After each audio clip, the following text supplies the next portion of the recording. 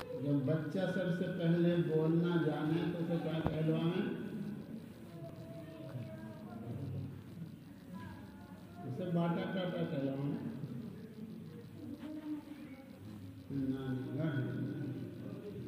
یہ مسلمان کا حال بن گیا۔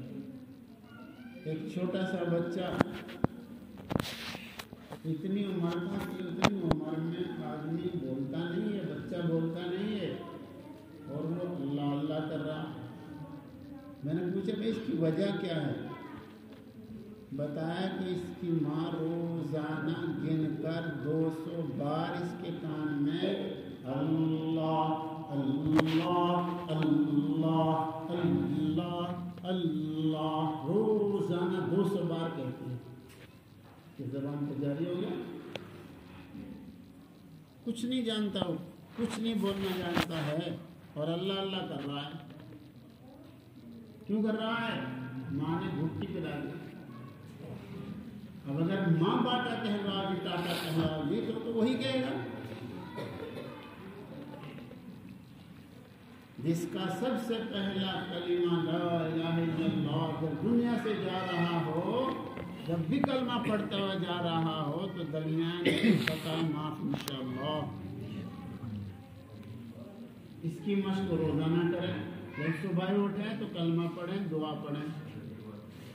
جب صبح اٹھیں، آپ تو زندہ ہو رہا ہے نا، النوم وقت الموت، جب نیند سے بیدار ہو رہا ہے تو زندہ ہو رہا ہے۔ تو صبح اٹھ کر روزانہ اس کی مشق کرے۔ روزانہ جب صبح اٹھے تو کلمہ پڑھے، دعا پڑھے، اللہ کا نام لے، ایمان تازہ کرے، اشہد ان لا الہ الا اللہ، صبح اٹھ کر۔ اور جب شام کو سو رہا ہو تو پھر وہی مشق شروع کر دو۔ بھائی ایک دن موت بھی آئے گی، موت کی بہن آ جا رہی ہے، پھر ایک دن موت بھی آئے گی، چلو ابھی سے مشق شروع کر دوں، دعا پڑھ کے، سونے کی دعا پڑھ کے کلمہ شروع کر دے۔ کلمہ پڑھتے پڑھتے نیند آوے۔ جو آدمی اس طرح محنت کرے گا تو انشاءاللہ امید ہے کہ خاتمہ کہاں پہ ہوگا؟ پھر ایمان۔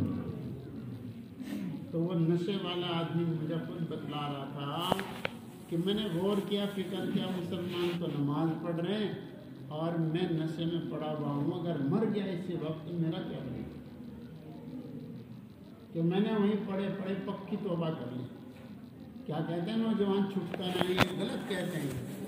لا یکلف اللہ نفسا الا وسعها، اللہ پاک نے ایسا کام دیا ہی نہیں جو بندے کے بس سے باہر ہو، یہ غلط کہتا ہے۔ جن ننگے ناچ چھوٹتے نہیں ہے، جن نشہ چھوٹتا نہیں ہے، غلط کہتے ہیں، غلط کہتے ہیں۔ ایک آدمی فی الحال موجود ہے، ہر وقت منہ پہ بیڑی لگی رہتی، ہر وقت۔ اس سے بات کی گئی، الحمدللہ بالکل ہاتھ میں لگا۔ ہمت مرد مدد خدا۔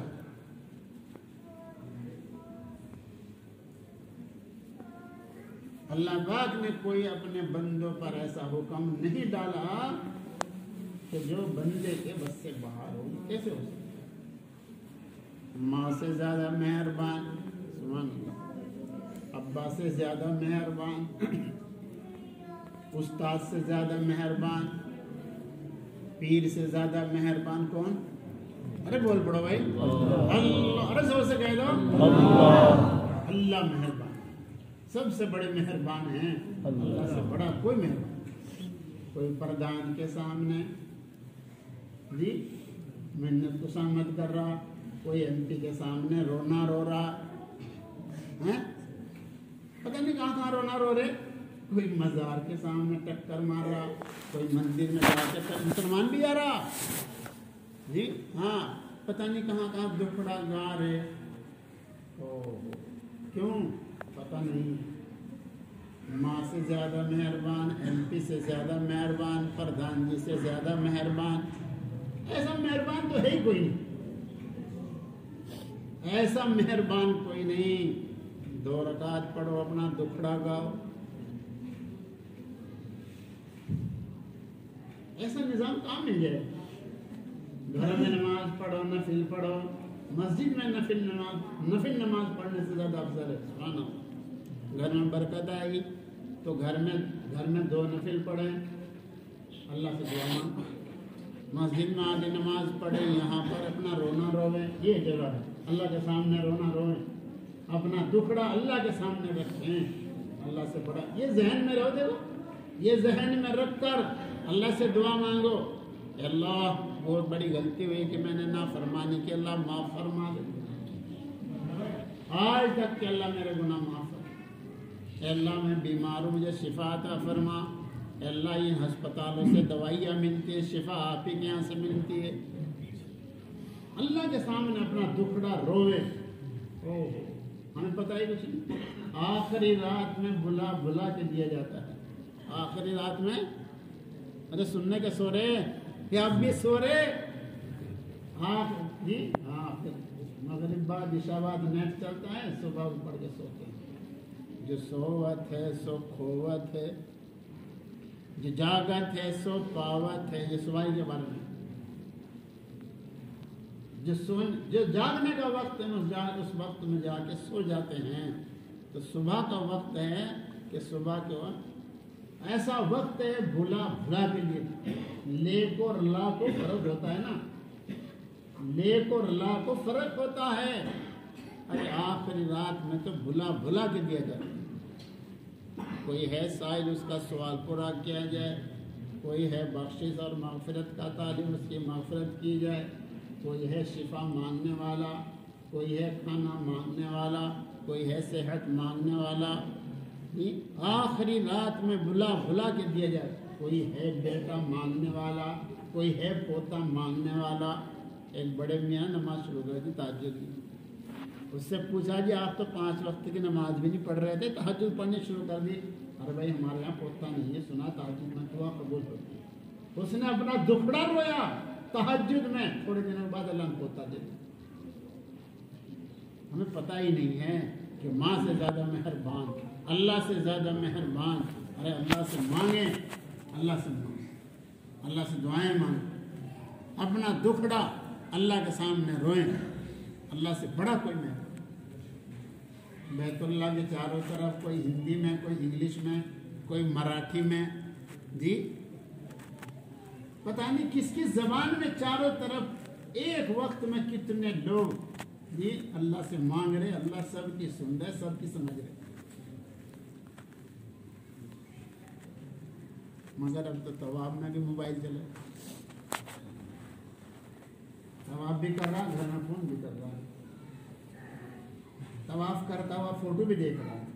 इसलिए तो बंद हो गए, इसलिए बंद। हाँ, रियाज में से एक आदमी रोकते रोकते फ़ोन कर रहा था, जी हमारी समझ में आ गया ये हरम शरीफ क्यों बंद हुआ है, हमारी समझ में आ गया। हमने मस्जिदों में और हरम में भी नेट चलाए हैं। अल्लाह ने धक्का दे दिया, जाओ अपने घर चले जाओ। ये कोरोना नहीं, ये अल्लाह का अज़ाब है, ये अल्लाह का अज़ाब है भाई। मस्जिदों में बाजे बजे, कितनी बुज़दिली की बात है कि मस्जिद में आने के वक्त में मोबाइल बंद नहीं कर सकते। बुज़दिली की बात। तो उस नशे वाले ने वहीं उधर ईसा की जमात हो रही और उधर उसने तौबा करनी शुरू कर दी।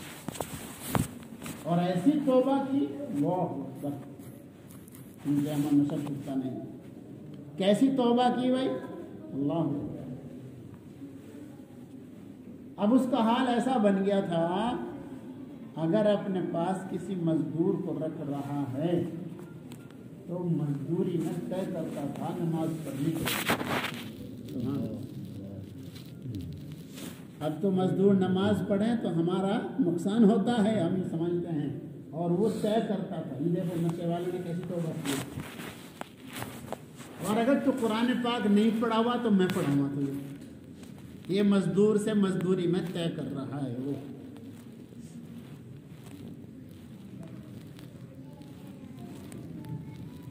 कितनों के नशे छुड़ा दिए और कितनों को नमाजी बना दिया और कुरान पाक पढ़ने वाला बना दिया। ये सब बुज़दिली की बात है। अल्लाहुम्मा इन्नी अऊज़ु बिका मिनल जुब्न। अल्लाह बुज़दिली से, कम हिम्मती से मैं आपको बना चाहता हूँ।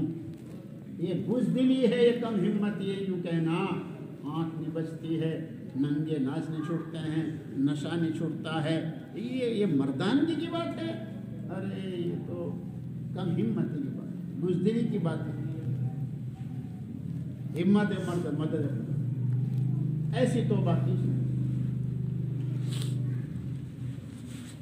مسلمان ہیں بھائی، ہم مسلمان ہیں۔ اللہ کتنے پیارے انداز میں مہربانی کے ساتھ فرما رہے ایمان والو، مذہب اسلام میں داخل ہو جائے۔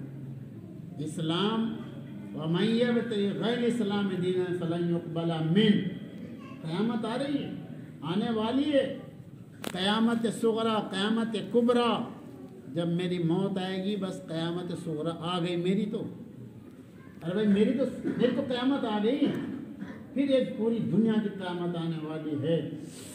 جیسا ابھی بتا تھا، یہ دنیا پہلے نہیں تھی، پھر بھی نہیں رہی۔ وہ قیامت کبریٰ ہوگی، وہ بڑی قیامت ہوگی، وہ بڑی پیشی کا دن ہے۔ مرتے ہی چھوٹی پیشی شروع ہو جائے گی اور چھوٹی قیامت شروع ہو جائے گی۔ اس کو سوچیں، اس کو غور کریں، اس کو فکر کریں۔ جو آدمی مذہب اسلام کے علاوہ کچھ اور مذہب لے کر آئے گا وہ قبول نہیں ہونا۔ وَمَن يَبْتَغِ غَيْرَ الْإِسْلَامِ دِينًا فَلَن يُقْبَلَ مِنْهُ۔ اور نشے والے کو کلمہ نصیب نہیں ہوتا۔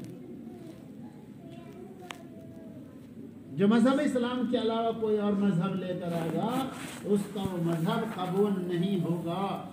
رال نہ ٹپکاؤ ان دنیا داروں کو دیکھ کر اور کفر والوں کو دیکھ کر، ان کو دیکھ کر رال نہ ٹپکاؤ، آخری رات میں اٹھ کر آنکھیں ٹپکاؤ۔ یہ تو بہت قابل رحم بیچارے۔ عہدے والے کو دیکھ کر رال نہ ٹپکاؤ، یہ پردھان جی میں پردھان جی بھی نہیں، تو بیچارہ کتنی مصیبت میں ہے، دنیا کی گالی بھی کھاتا ہے، رات دن کڑن میں رہتا ہے، اور پتہ نہیں رات کو نیند بھی نہیں آ رہی۔ بہت قابل رحم آدمی بیچارہ پردھان جی ہے۔ ایم پی تو بیچارہ بڑا قابل رحم آدمی ہے۔ ان عہدے والوں کو، دولت والوں کو دیکھ، ایک آدمی کہہ رہا ہے جتنا بڑا مالدار اتنا بڑا ہے مقروض، کروڑوں روپے کا مقروض، لاکھوں روپے کا مقروض۔ تو یہ تو بیچارے بہت ہی قابل رحم آدمی ہیں۔ ان دولت والوں کو دیکھ کر، ان کفر والوں کو دیکھ کر، ان جہاز والوں کو دیکھ کر، جی ارے بھائی دوستو رال نہ ٹپکاؤ، رات اٹھ کے آنکھیں ٹپکاؤ۔ مولانا عمر پان پوری رحمۃ اللہ علیہ بڑے بڑے اجتماعات میں یہ بات فرماتے ہیں۔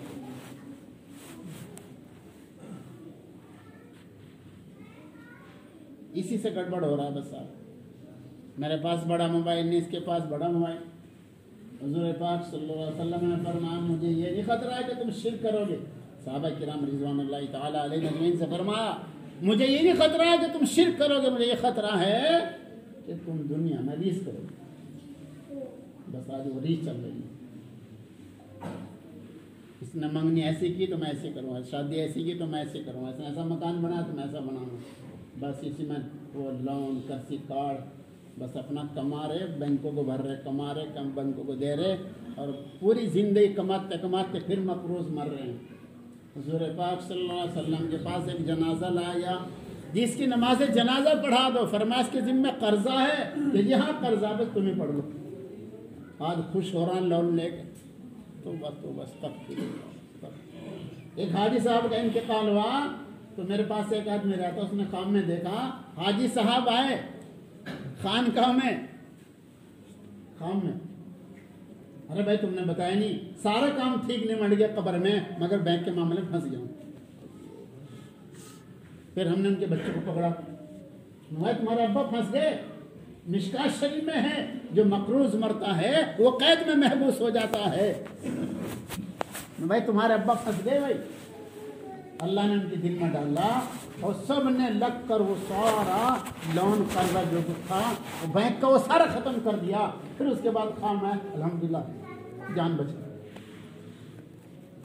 آج خوش ہوتے ہیں مجھے لون اتنا مل گیا۔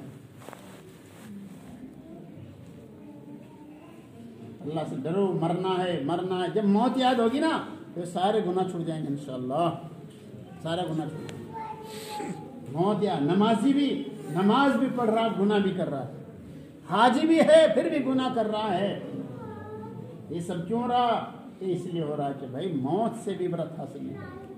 روزانہ کے کل 3-4 خبریں تھی موت میرے پاس 3-4 روزانہ خبریں ہیں مرنے کی، مگر بھائی عبرت حاصل نہیں کر، اپنے ہاتھوں سے دفن کر رہے اور عبرت حاصل نہیں کر۔ اس لیے غور کریں، فکر کریں، اور مذہب اسلام جو اللہ پاک نے اپنی رحمت سے اور یہ اللہ کی مہربانی ہے، یہ اللہ کی مہربانی ہے کہ اللہ پاک نے ایمان عطا فرما دے، اسلام عطا فرما دیا۔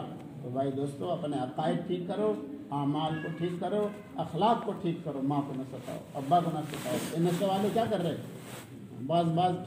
بعض کے آنسو دیکھے نہیں جاتے ہیں جب بتاتے ہیں کہ یہ بچہ ڈس رہا، کتنا خطرناک بن گیا ہے یہ، کیا بنے گا ایسے آدمی جو ماں باپ کو ڈس رہا ہے، جی کیا بنے گا؟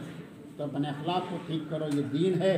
جس طرح نماز پڑھنا دین کا جز ہے، اسی طرح بھائی اپنے اخلاق کو ٹھیک کرنا یہ بھی دین کا جز ہے۔ یہ گندی عادتیں مت بناؤ، اچھی عادتیں بناؤ، یہ اچھی عادتیں بنانا دین کا جز ہے۔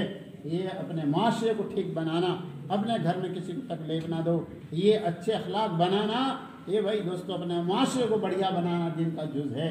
اپنا لین دین یہ صحیح رکھو۔